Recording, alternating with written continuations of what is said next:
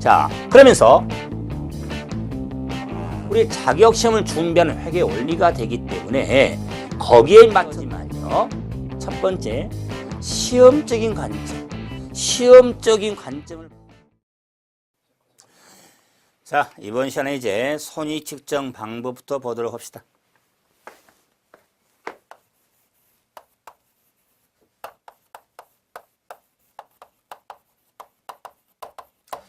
손익 측정 방법은 자, 대단히 중요하죠. 시험적으로 매회 계산형으로 뭐 한 문제씩 꼭꼭 이렇게 출제되는 자, 단원인데, 손익 측정 방법은 당연히 손실과 자, 이익을 측정하는 방법을 의미하겠죠. 그래서 손익 측정 방법은 크게 제3법이 있습니다.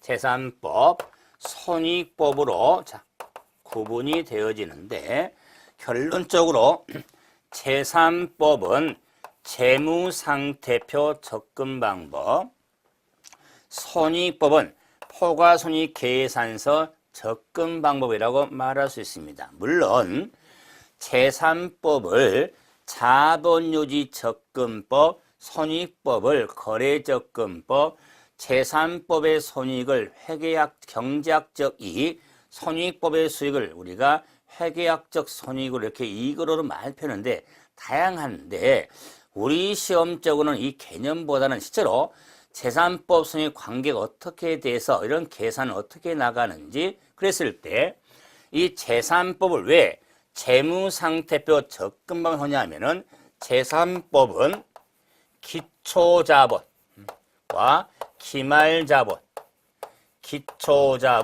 기말자본을 비교해서 손익하는 방법을 제3법에서 자본은 자산서 부채를 차감한 잔여액이죠. 그래서 자, 시작하는 시점과 끝나는 시점의 자본을 비교해서 손익하는 방법이라서 다른 말로 자본유지 접근법이라고 하는 겁니다. 그러면은 손익법은 CI 접근 방법이라는 이유가 총수익과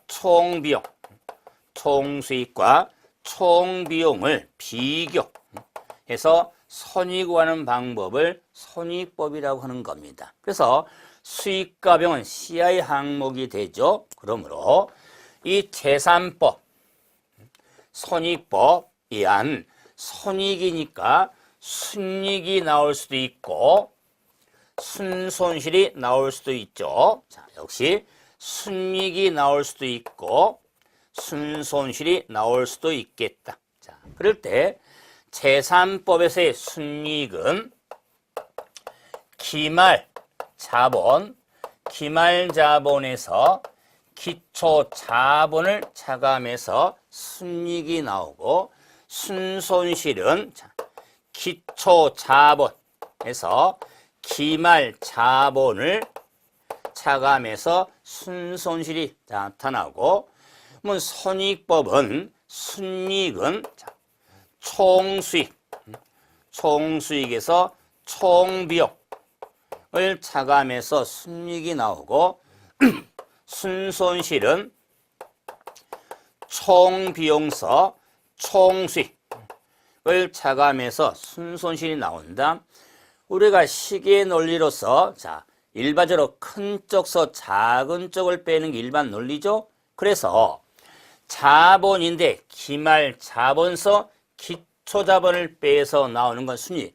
그러면 기초 시작보다 끝나는 자본이 클 경우에 순이익이 되는 거고, 반대로 기초가 기말보다 클 경우에는 그 금액은 순손실로 나타나는 겁니다. 자, 비용과 수익 마찬가지죠.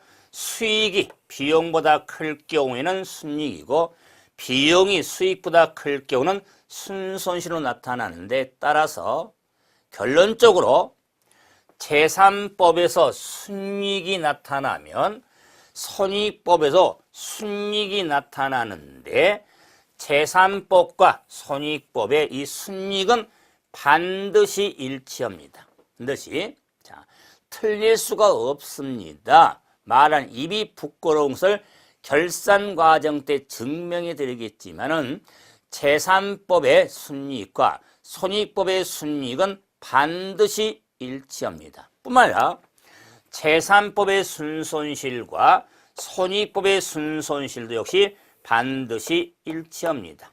자, 그래서 제3법과 손익 계산 결과는 동일한데, 그래서 제3법에서 순이익과 순이익죠. 이걸 제3법 등식이라고 하고, 자, 손익법에서 순이익과 손익이 나왔죠. 이걸 손익법 등식이라고 하겠다. 그래서 제3법 등식, 손익법 등식을 한번 확인했는데, 자, 기초와 기말 사이가 기중이죠.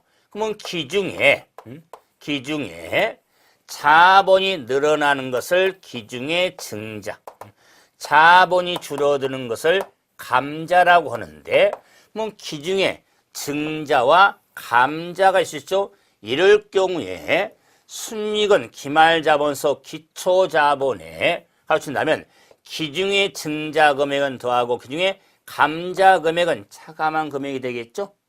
그래서 기중이 지나서 기말이 되니까, 자, 그럴 때 이런 식을 지금 세워서 정리해 드렸지만, 식으로 여러분이 암기하시면 회계 등식을 물을 수도 있는데 식으로 정리하면 실수할 수 있으니까 제가 뭐 과정적인 설명도 하고 제가 심화 과정을 걸 지금 하면서도 빨리 문제를 접근하는 방법까지 지금 제시할 테니까, 자, 그럴 때 기중의 증자와 감자, 자본금을 늘리는 걸 증자, 자본금, 자본을 줄이는 것을 감자라고 한더라. 자, 그러면은 자, 한번 확인해 보세요.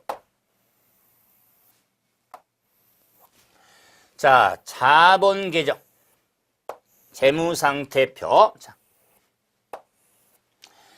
자, 파이낸셜 포지션. 자, 확인해 보면은, 자, 재무상태표는 3부작. 자산, 부채, 자본. 자산, 부채, 자본. 자산, 부채, 자본. 자, 그럴 때 재무상태표는 시점을 나타내니까 기초 재무상태표라면은 기초자산, 기초부채, 기초자본의 합이 일치가 되겠다. 자, 예를 들어서, 자, 100원, 40원, 60원. 그래서 100원 일치가 됐죠.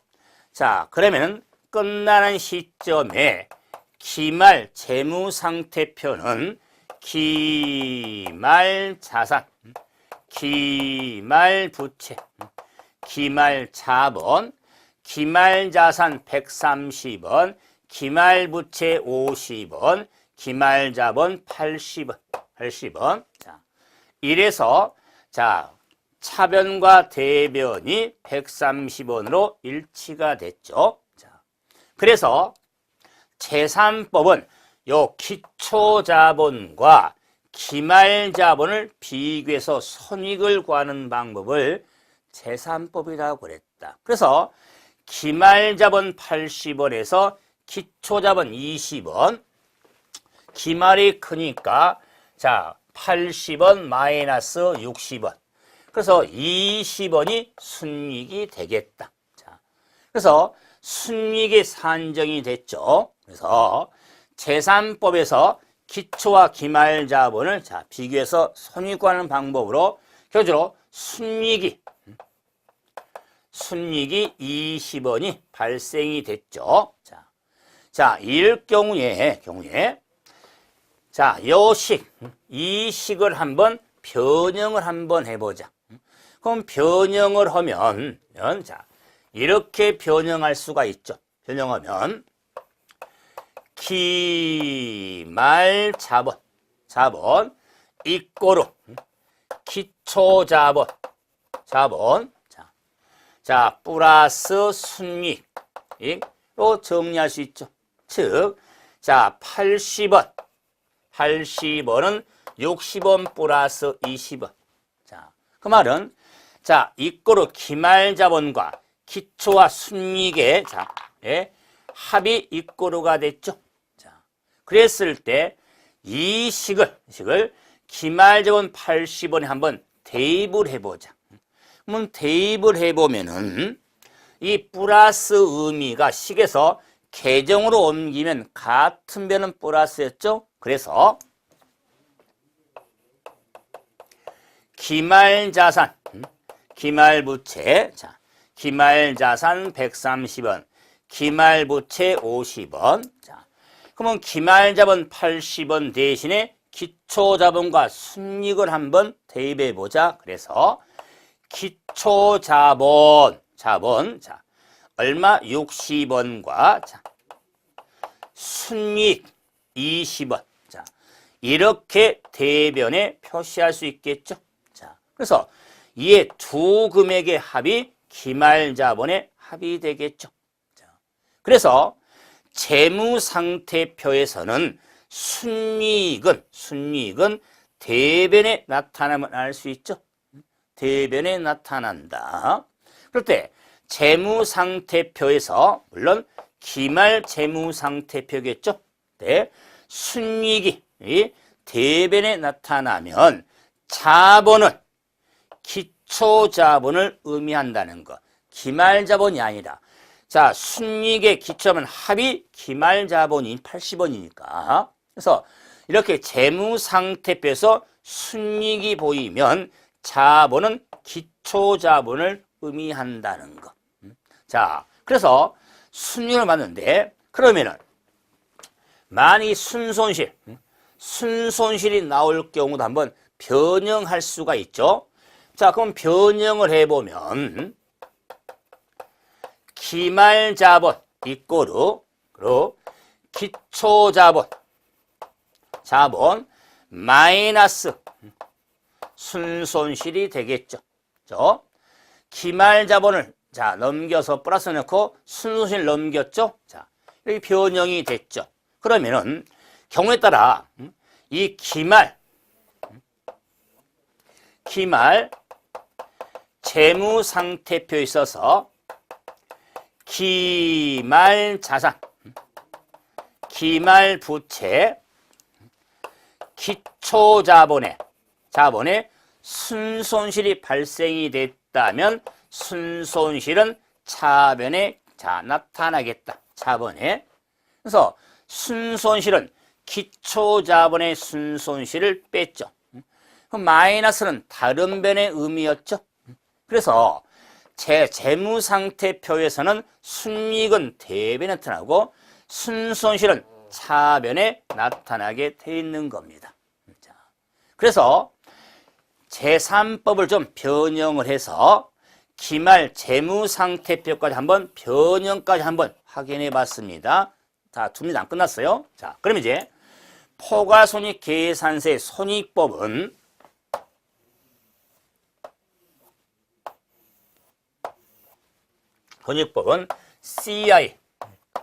CI는 비수를 꽂죠. 자, 비용하고 수익. 비수를 꽂죠. 비용하고 수익.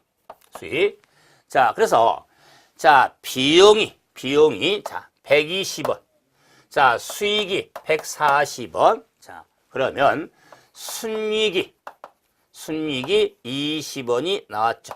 그래서 손익법은 총수익 140원에서 총비용 120원을 빼나오는 게 순이익이 됐죠. 자, 그럴 때, 자, 요 CI의 순이익 요 20원과, 그러니까, 자, 재무상태표 순이익 20원은 일치가 된다. 그러면 일부러 금액을 맞춰놨죠. 20원씩 이꼬르가 된다. 동일하다. 만약에 순손실에서 총비용과 총수익에서 만약에 순손실이 나온다면 이 순손실하고 이 순손실 금액은 반드시 일치하는 겁니다. 자, 그래서 제3법에 의한 재무상태표의 순이익은 대변에 보이고 포괄손익 계산서 순이익은 차변에 보이죠. 순손실은 다른 변에 있어야겠죠? 자, 그래서 그러면은 이 생각해보세요. 왜 재무상태표 순이익은 대변에서 보이고 포괄손익 계산서에서의 순이익은 차변에 보였죠? 엇갈립니다. 그런데 20원의 순이익 금액은 같죠? 자, 그 이유가 거래 이중성에 따라 대차표인 원리의 복습이 원리에 따라서 이렇게 거래했다는 결과를 3보자 비수로 쪼개서 작성하기 때문에 순손익이 보이는 거지. 거래 전체를 다 기록하면은 손익이 나타나는 게 아닙니다. 그러기 때문에 FP의 순이익은 대변에, CI의 순이익은 차변에 나타남을 가장 기본적으로 좀 정리하셔야 되는데, 그러면은 여기서 이제 이 순이익이 지금 FP에서는 대변에, 순손실은 차변에서 보였고, 그 때문에 이런 걸 또 먼저 좀 확인해야 된다. 뭘 확인하냐면은 자산과 순이익 관계, 부채 관계, 즉 자산이 늘었을 때 증가하는데 부채가 일정하더라. 자, 이럴 경우에 순이익은 어떻게 될까? 자, 결론적으로 순이익은 증가를 가져옵니다. 그러면 정리하면 이제 자산이 감소하고 부채가 일정할 때 순이익은 감소를 가져옵니다. 자, 자산이 일정한데 부채가 늘었습니다. 부채가 증가할 때 순이익은 감소를 가져옵니다. 자산이 일정할 때 부채가 감소를 하면 순이익은 증가를 가져옵니다. 자, 비용이 증가하는데 수익이 일정하다면 순이익은 감소를 가져옵니다. 비용이 감소하는데 수익이 일정하다면 순이익은 증가를 가져옵니다. 비용이 일정한데 수익이 증가를 하면 순이익은 증가를 가져옵니다. 자, 마지막 비용이 일정할 때 수익이 감소를 할 때 순이익은 감소를 가져옵니다. 와, 뭐 이렇게 많습니까? 자, 그럴 때 정리하기 앞서서 보세요. 자산이 증가하고 부채가 일정하면 순이익이 증가하죠. 자산이 감소하고 부채가 일정한데 순이익이 감소했죠. 증가는 증가, 감소는 감소. 이런 관계를 무슨 관계? 비례 관계라고 하죠. 비례. 올라가면 올라가고 내려가면 내려갔죠. 비례 관계. 부채가 늘면 순이익이 줄고 부채가 줄면 순이익이 늘었죠. 자, 이런 관계를 반비례라고 하죠. 반비례. 자, 비용이 늘면 순이익은 줄고 비용이 줄면 순이익은 늘었죠. 자, 역시 이런 관계를 반비례 관계죠. 반비례. 자, 수익이 늘고 순이익이 늘어나면 수익이 줄고 순이익이 줄어들면은 이런 관계는 비례 관계죠. 비례 관계. 무슨 갑자기 비례 관계, 반비례 관계입니까? 회계 원리를 정리할 때도 많이 활용하는 게 비례 관계냐, 반비례 관계로 많이 따지는데, 자산하고 순이익은 비례 관계, 부채와 순이익은 반비례 관계, 비용과 순이익은 반비례, 수익과는 비례 관계죠. 자, 그런데 이 정도는 아직 정리 앞서서 이 정도는 정리죠. 특히 비용이 많아지면 순이익이 작아진다는 논리는 기본화입니다. 많은 비용이 버려진 것보다 비용이 많이 들어가면 그만큼 순이익, 이익은 작아지지. 회계 공부하지 않는다 할지라도 이런 거 알죠? 그런데 요 비용수 요 순이익이나 자산부채 자본을 고려한 순이익은 똑같잖아. 재산법의 순이익하고 손익법 순이익은 같잖아요. 자, 그럴 때 자산과 순이익은 비례고, 자, 부채하고는 반비례했죠? 그럼 보세요. 자, 자산 여기 있죠? 자산. 자, 순이익은 대변에 있죠? 그러면 자, 자산은 차변에 있고, 순이익은 대변에 있죠? 그러면은, 자, 자산과 순이익은 다른 변에 있죠? 다른 변에 있으면, 자, 그 금액합이 일치가 되죠? 그러면 자, 요 부채가 일정할 때 자산이 늘어. 자산이 는 만큼 순이익도 는다. 그 말이에요. 그렇기 때문에 자, 이 변의 성격에서 비례관계는 다른 변은 비례관계에 있다. 그 말이에요. 비례관계, 다른 변은. 그런데 부채하고 순이익은 같은 변에 있죠? 자, 130을 일정하는데 부채가 는다면 기초는 변해왔으니까 순이익이 그만큼 줄어든다. 그 말이에요. 그래서 같은 변에 있죠? 부채하고 순이익은. 그러므로 다 같은 변은 반비례 관계가 있더라. 그 말이에요. 계정의 변의 성격. 제가 같은 변, 다른 변 그잖아요. 변의 성격. 그러므로 비용과 순이익은 같은 변에 있죠? 같은 변에 있으니까 반비례. 자, 수익과 순이익은 다르죠? 확인 안 됩니까? 자, 비용과 순이익은 같은 변에 있죠? 자, 순이익과 수익은 다른 변에 있죠? 그렇기 때문에 자, 다른 변은 반비례 관계에 있겠다. 그 말. 다른 변은 반비례 관계에 있다.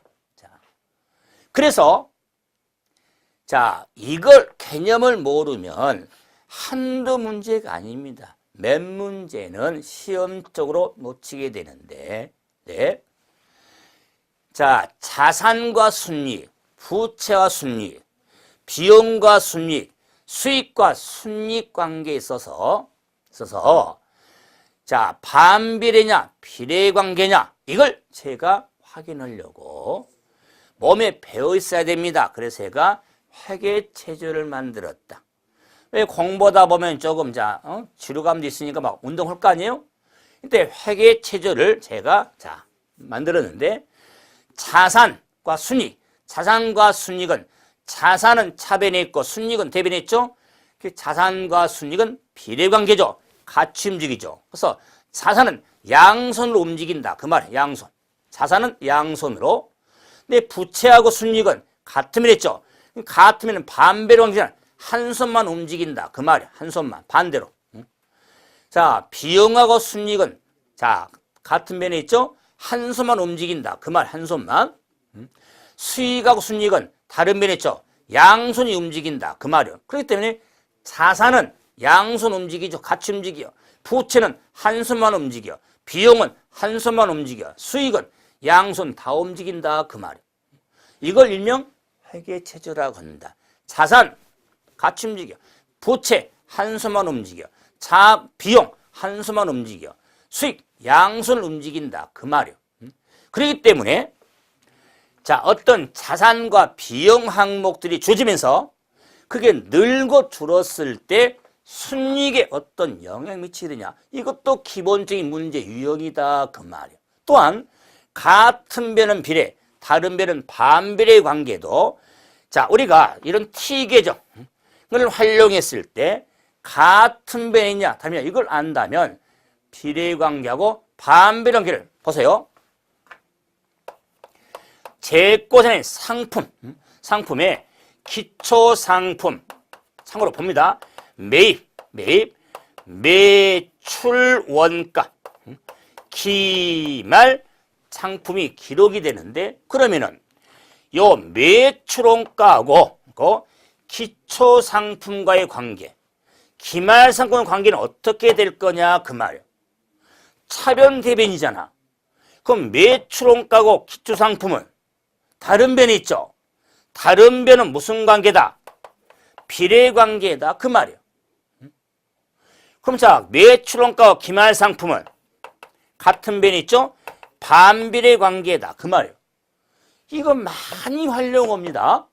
그럴 때 같은 변은 반비례, 다른 변은 비례관계란 걸 확인을 하셔야 됩니다.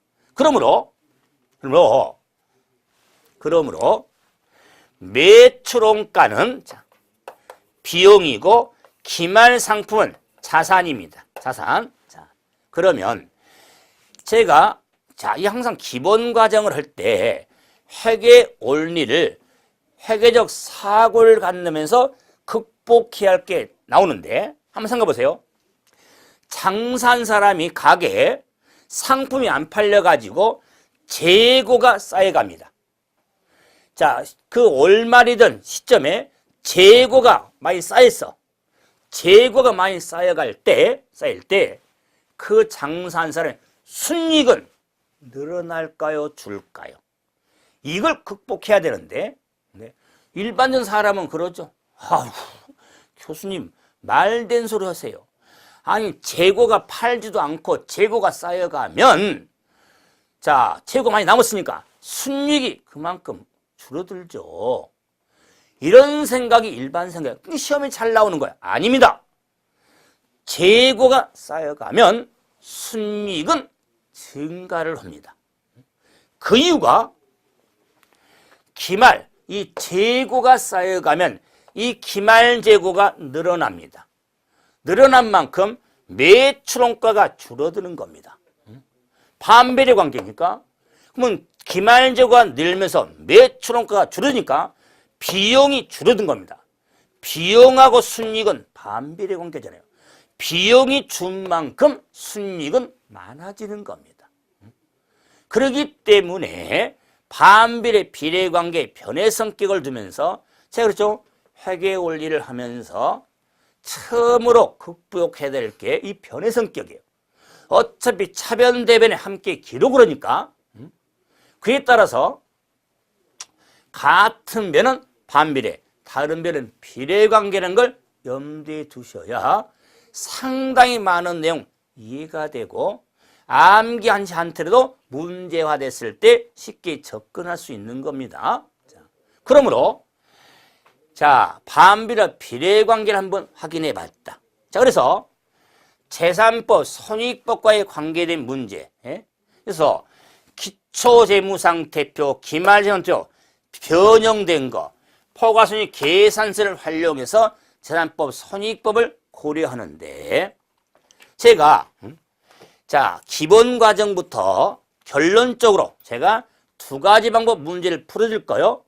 여러분 선택하는데 이 재산법, 손익법에 관련된 문제가 나오면 모든 길은 로마로 통하듯이 재산법, 손익법에 관련 문제는 자본 계정으로 통한다. 자본 계정. 자, 여백이. 자, 그래서 좋아요. 여백, 이걸 활용한 의미에서 이 비례와 반비례는 좀 다시 씌웁시다. 정해놨으니까요. 그럴 때 모든 길은 로마로 통하듯이 재산법, 손익법 관련 문제는 자본으로 통한다. 자본입니다. 자본은 공부처럼 마이너스 플러스로 차변이 감소, 대변이 증가로서 기초자본, 순이익, 기말자본이 그러면 기초자본은 대변에, 순이익은 대변에 나타나고 기말자본은 차변에 나타납니다. 외웠습니다. 자본은 기초자본이 플러스 쪽에 있습니다. 다시 증명 확인해 드립니다. 그럴 때 이 기초자본은 여기 있죠? 요 기초이 60원은 기말자산서, 기말표를 빼면 되지. 기초 자산 마이너스 기초 부채. 자, 그리고 기말 자본은 여백이 없으니까 기말 자본은 80원은 130원 마이너스 50원이지. 그래서 기말 자본은 기말 자산 마이너스 기말 부채가 되겠다. 자, 그런데 기초와 기말 순이익이 나왔다면 재산법에서 자, 기말선 기초는 뺀 금이 순이익이죠. 이 순이익의 재산법 순이익이나 손익법 순이익은 똑같죠. 그래서 기말에서 기초를 뺀 금액이나 총 수익서, 총 비용을 뺀 금액이나 자, 똑같다 그 말이에요. 재산법의 순이익하고 손익법의 순이익은 같죠. 자, 그리고 기중의 증자, 기중의 감자, 증자는 자본이 늘고 자본이 늘어서 감자는 자본금의 자본이 감소죠. 그래서 증자 형태에서 유상증자가 있고 무상증자가 있는데 유상증자는 자본의 변동을 가져오면 무상증자는 자본의 변동을 가져오지 않는다. 아유, 너무 어려워요. 정리하고 있는 겁니다. 다 또 확인도 해요. 그럼 감자의 의미에서 배당이 있습니다. 배당. 그럼 배당에 있어서 현금 배당과 주식 배당이 있더라. 배당. 현금 배당은 자본의 변동에서 줄어들고 주식 배당은 주식 배당은 자본의 변동을 가져오지 않습니다. 주식 배당은. 그래서 자본 계정. 자, 이 기초 기말 변형된 CI를 활용해서 푸는데 이 자본 계정을 넣고 물어보는 뭘 묻냐에 따라서 계산 문제를 찾아가면 99%에 100% 확실하게 정리가 되어집니다.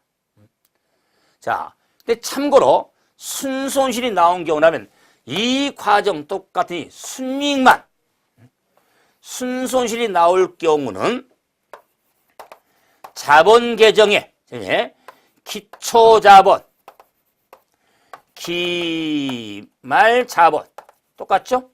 순손실은 차변에 나타난다 그 말이야. 순손실. 그러면 순손실은 총비용 마이너스 총수익이 되는 겁니다. 이렇게 순손실로 이렇게 나타나는 이 과정은 나머지는 똑같습니다. 순이익이 나오냐 순이익 이 차이만 있을 뿐 나머지 기입하는 건 똑같습니다. 자, 이걸 바탕을 둬서 제가 또 아무 심화할 때는 총벌 개념도 좀 점해야 되니까 자, 그러면 증명 확인 한번 해봅시다. 자, 먼저 확인 문제 5번 봐보세요. 확인 문제 5번. 자, 기초와 기말 자산 부채가 나왔는데 물음에 답하여라. 그러면요. 자, 물음이 기초 자본이 얼마냐? 기말 자본이 얼마냐? 자, 물어봤죠? 기중에 자본 변동 없었죠? 그럴 때 순손익이 얼마인가 물어봤어요. 그럼 이제 자, 먼저 자, 기초와 기말 재무 상태 이렇게 여기서 무는 방법과 이 자본 계정에서 무는 푸는 것을 한번 확인할 수 있죠. 자, 그럴 때 보세요. 자, 두 가지 방법이 해보세요. 자, 먼저 자료가 기초자산 30만 원. 자, 이걸 좀 지워보면 금액을 자, 지워보면 자, 기초자산 30만 원. 자, 기초부채 15만 원. 기말자산 39만 6천 원. 기말부채 19만 원. 그죠?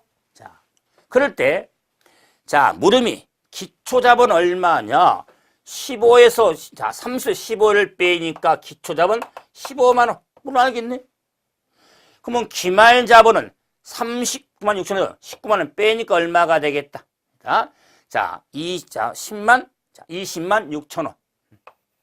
20만 6천 원이 되겠다. 기말 자본. 그럼 저는 순이익이 얼마 그랬죠? 그럼 순이익은 재산보에서 20만 6천 원에서 15만 원을 빼면 되지. 15만 빼니까 5만 6천 원이다. 그 말이에요. 암살했죠? 그러면은 이 경우를 변형된 걸 본다면 39만 6천 원, 기말부채 자 19만 원, 기초자본 15만 원, 15만 원. 자 이러니까 순이익이 자 5만 6천 원이 나오겠다. 자, 했죠? 자, 그럼 이제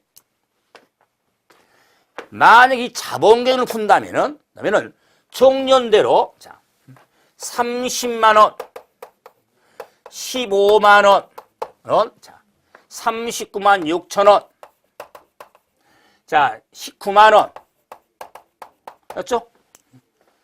그러면은 기초자본 얼마냐? 15만 원. 요거는 만약에 기말자본 얼마냐? 20만 6천 원. 순이익이 얼마냐? 20만 6천에서 15만 원을 빼니까 5만 6천 원. 자, 이렇게 가장 비록 따로따로 할 수 있는 것을 하나의 계정에서 요거는 바로 잡을 수가 있습니다. 자, 그런데 이 부분에 있어서 확인의 제 6번 봐보세요. 6번을 보면 자 기초 부채가 얼마가 벌었어요. 기말자산, 기말부채, 연도중 수익과 비용이 나오고 기초 자산이 나왔어. 그럴 때 재산법, 손익법 문제가 된다. 그러면은 자 재무상태표하고 포괄손익 계산서를 활용한 문제인데 자, 역시 두 가지 방법 또 해봅니다. 그리고 제가 이 기본과정 때만 제가 기초, 기말, FP 변형 등을 확인할 것이고 자 향후에는 이 기본 설명이 필요한 것이지 재산법 문제를 풀어갈 때는 아무 의미가 없습니다. 자, 그럼 이제 먼저 기본 패턴으로 자료를 보니까 기말자산 72만 원, 72만 원, 기말부채 42만 원, 42만 원. 다음 연도중 수익이 30만 원, 수익이 30만 원.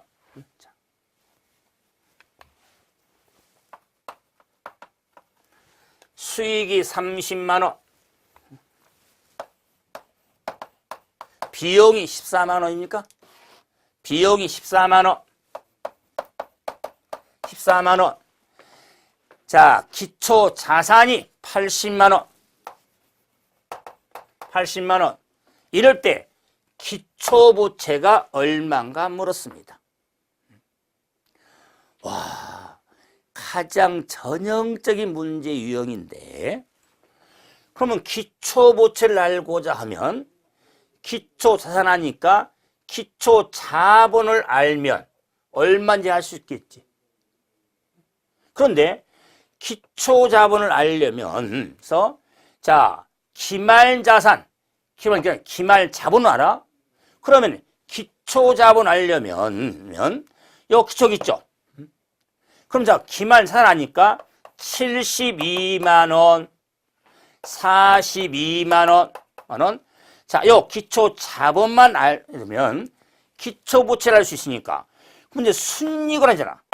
순이익을 알아야 되는데 순이익 이것도 모르니까 알 수가 없지. 그런데 요 순이익하고 손익법 요 순이익하고는 똑같잖아. 그래서 자 비용이 수익이 작으니까 16만 원이 순이익이다 그 말이요. 요 16만 원 순이익을 찾아서 16만 원이 순이익이다. 그러면은 기초 자본이 얼마가 되겠냐? 알 수가 있지. 자, 72에서 42만 원 빼서 30만 원에서 16원 빼니까 기존이 14만 원이다. 그 말이야.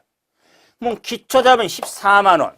14만 원이 되니까 기초부채가 얼마가 되겠다? 66만 원이 기초부채가 되는 겁니다. 그래서 66만 원이 된다. 맞죠? 66만 원이 된다. 암산했지만. 그래서 이렇게 기초부채 66만 원을 찾아가면 된다.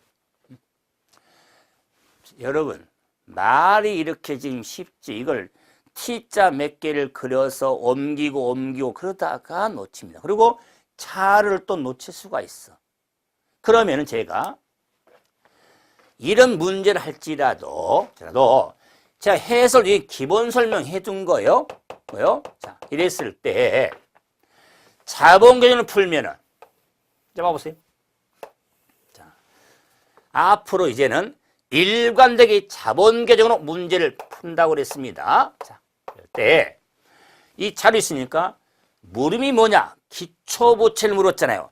뭐 기초부채는 자, 마이너스 이게 물음이잖아.